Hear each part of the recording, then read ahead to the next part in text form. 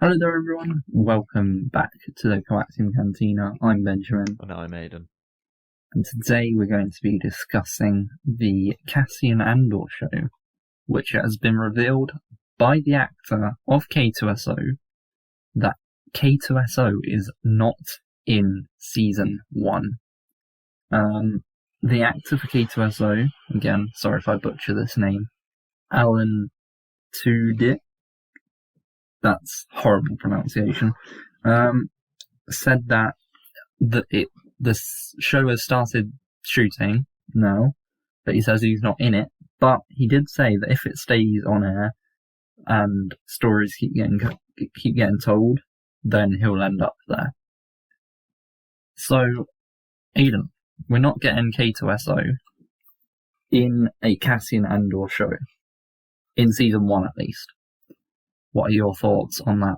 For me, that's really bad because one of the main, not the main, but one of the main things I liked about Rogue One was K2SO, and between Cassian and K2, K2 was my favourite character. Yeah. And I kind of thought that the entire time, I kind of had the expectation that K2 would be in it throughout it. Yeah. I'm pretty sure Kathleen Kennedy did actually say that both K2 and Cassian were in it. Because I'm 90% sure that when they revealed the Kenobi show and the Cassian show, I'm pretty sure that the actor for K2 was there. I mean, it's Star Wars. I will watch it regardless. But for me, big part of it was K2SO, and I was really looking forward to seeing him again. Yeah. And it was really funny as well, just some like the dry humour stuff he says. It's just, I don't know, for me that's a big hit to whether or not I'm gonna enjoy it. I mean, after coming out of Rogue One, the two characters that I enjoyed the most and hence knew their names were K2SO and Director Krennic. Oh, Krennic. Director Krennic was the second best character in that show. Yeah. And then, I mean, Cassian Andor wasn't really anybody I was interested in. No, I definitely preferred someone like Jin over Cassian, because she actually felt, I don't know, she felt cool. She was a badass. I mean, even the Shuru Imwe. Yeah. Oh no, he was brilliant. Are you kidding me? I'm blind. But even he would have probably been a more interesting character to develop. Well, but I see why they're going with Cassian. Yeah, because it's that dark side, the rebellion kind of thing. Yeah, they want to show that the rebel alliance isn't, they're not the full heroes. Yeah, they do some pretty messed up shit. Yeah, I mean that's what gets shown in the opening scene of Rogue One, where actually, is it the opening? No, it's not the opening, but it's near the start. Yeah. With Cassian just shoots the guy after he gets the information. Yeah. Again, that's not what you expect from a rebel. Yeah. But so I can see why they're doing a Cassian Andor show, and I was up for it. But them taking away what was a pretty substantial part of what made Rogue One enjoyable. Yeah. I mean, like, the bit where one of the most memorable bits for Rogue One for me is where he catches the grenade and Jin's like, I love that. And then it's like, there's a lot of explosions for two people blending in. But on one hand, of course, as you said, it's Star Wars. I'm going to watch it. Yeah. But is there enough interest in Cassian? A, to make a show. B, to make another season of it afterwards. Yeah, I think I think the problem is K2 was one of the. I mean, I suppose you could call it an aspect of Cassian because they have like the dynamic because he was his droid. Mm. I don't know. I felt like if we kind of got, because I'm pretty sure this was explained in a comic, if we got like the episodes of when he first reprogrammed K2 and then like had all of their adventures post that, that would be brilliant. But Yeah. I'd say it without K2 from what I'd expect at the moment, there isn't really anything to balance out the show.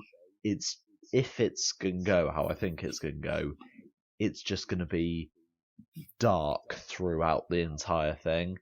And like Yeah. Cassian with humor, I don't know, just doesn't feel right. Whereas K2 with it, Cassian would be doing this like really dark shit, and then K2 would just be like, "Ah, well, we're doing this again." Or Yeah. I don't know. I think he'd bring that kind of element of humor that would make the show a bit more, or just less constantly dark. So I think by keeping K2 out of it, it's a bit like they're removing a substantial part of Cassian's character.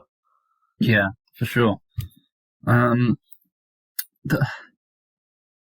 it's just that I thought I would have assumed that it's going to be like an Obi-Wan Kenobi series where it's like one season, to develop this character, Yeah, and then that's it. unless it gets popular. That's the issue though. How are they supposed to make Cassian Andor popular? Yeah. I mean, I love the new direction that they're going in with. You know, we've got Mandalorian, we've got Cassian Andor coming out, we've got Lando, and all those shows. But Star Wars is still about the Force and the Jedi. Yeah. Well, okay, not the Jedi so much, but it is the Force. Yeah. Star Wars, that's what Star Wars is about, the Force.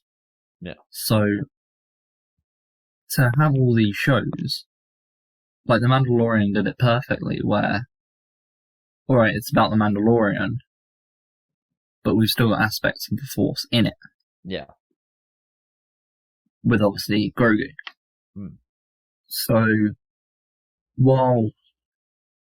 and it had the whole point of season 2 was Mando finding a Jedi. So it was still most definitely in the Star Wars universe because it's about the Force and all that kind of stuff. And Mando still got saved by the Force and stuff like that. I think from where they're going to take this is probably in fairness, they have released quite a lot of promotion stuff for films and shows which kind of follow along the same thing. Is they seem to be taking a more Rogue One route where it's not to do with the Force. It's kind of going away from the Jedi and the Force, and they're doing a more realistic, well, not realistic, 'cause it's Star Wars, but a more, I don't know, just day-to-day rebel kind of life, because there's the Squadron film as well, and that's going to be about, I'm guessing, an X-Wing squadron. So they're taking a very non-Force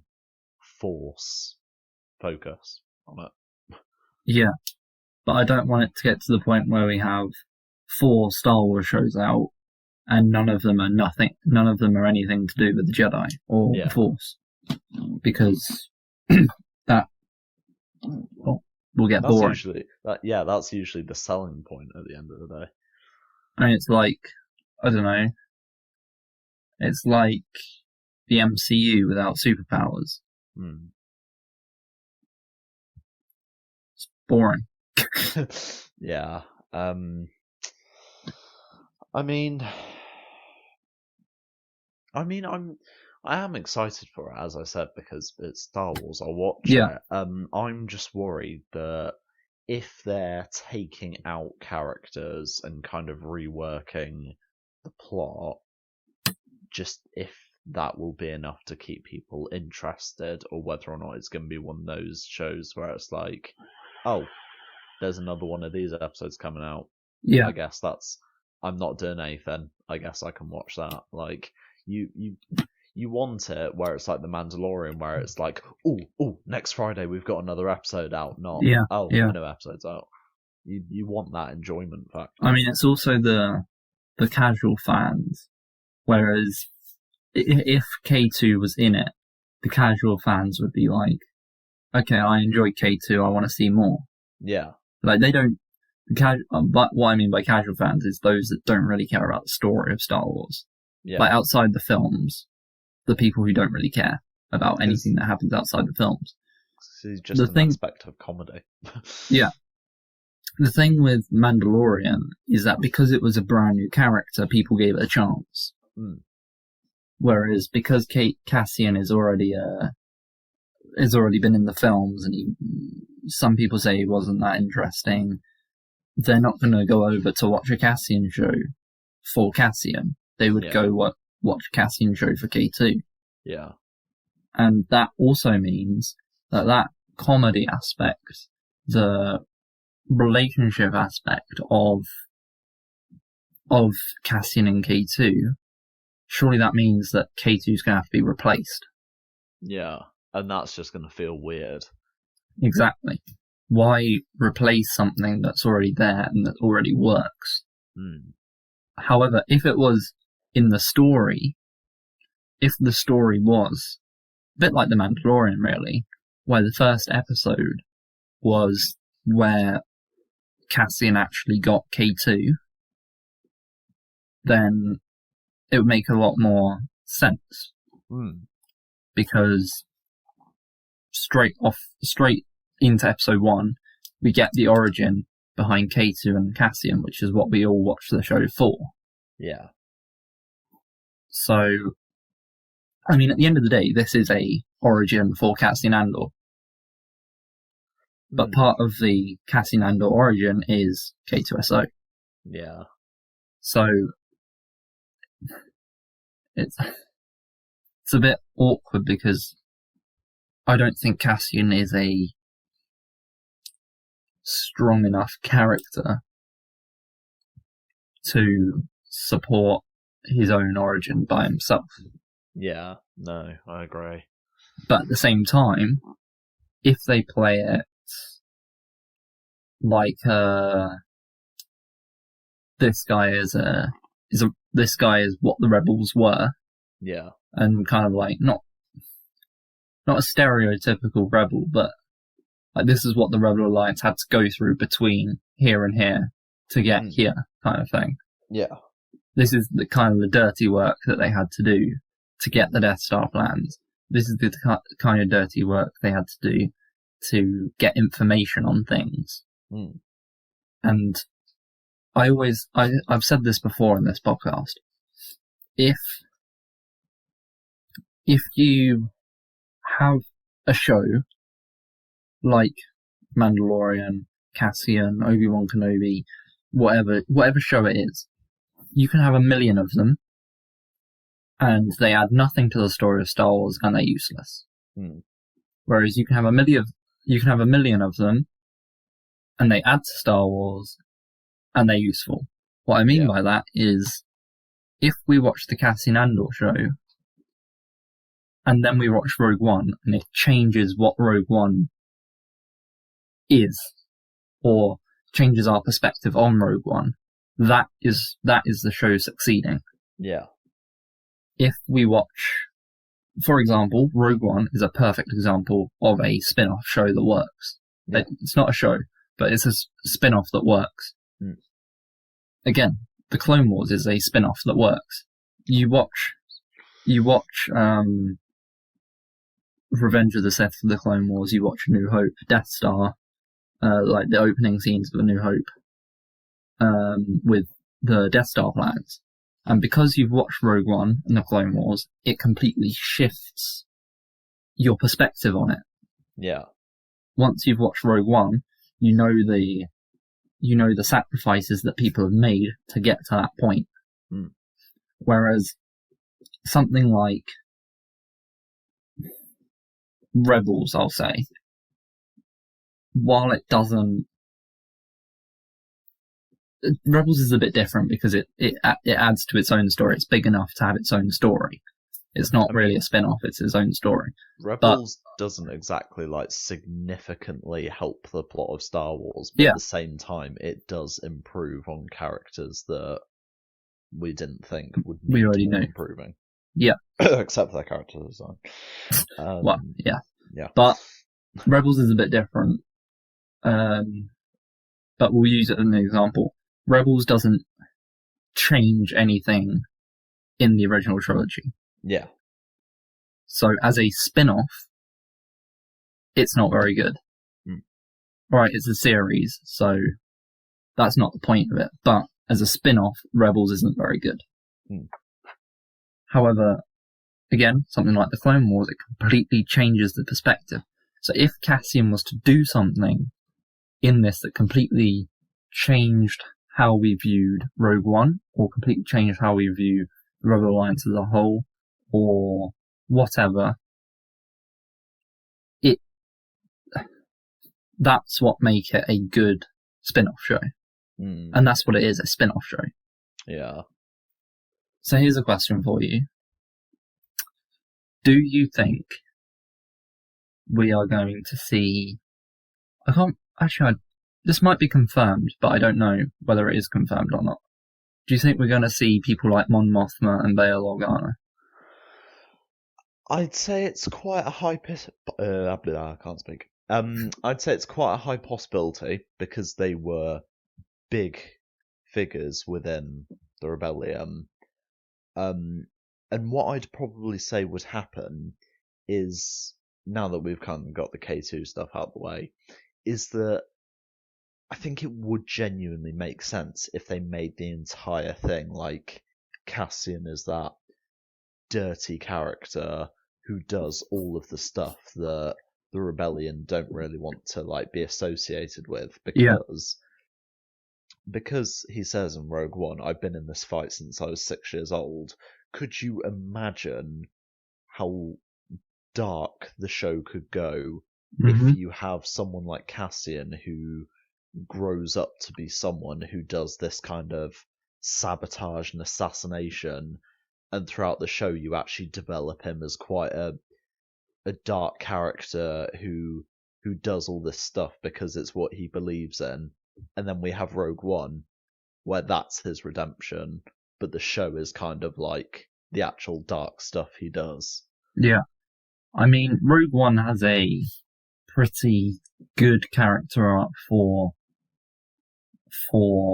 Cassian anyway. So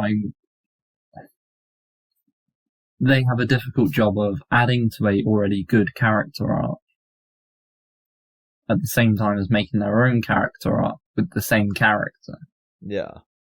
So I guess they're going to pile the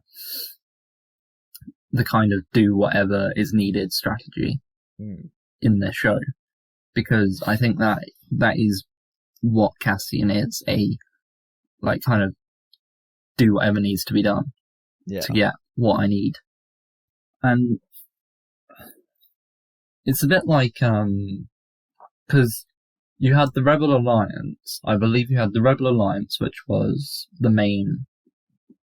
You had different categories of the Rebel Alliance, and I can't exactly remember, but it was Alderaan was one category, and that was the big Rebel Alliance. That was the main one. Yeah. And then you had Saw's Rebels, which was a smaller extremist, but still part of the Rebel Alliance. Yeah. And then you had, I believe there was a Wookiee one as well. Again, that was smaller, but I can't fully remember. Yeah. But I saw it. I'll look it up for next time we talk about this. But there were different. So it's kind of alright, the Rebels seem like the good guys here.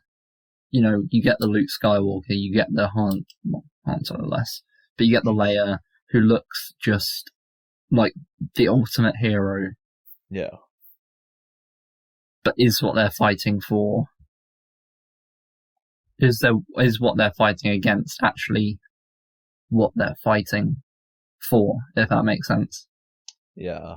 Because that's what the client was in The Mandalorian.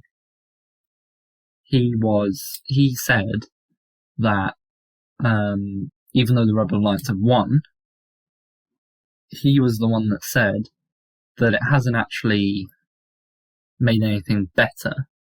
Yeah. Because the Rebel Alliance were, once they had won, the Rebel Alliance were controlling things the same way that the Empire would anyway.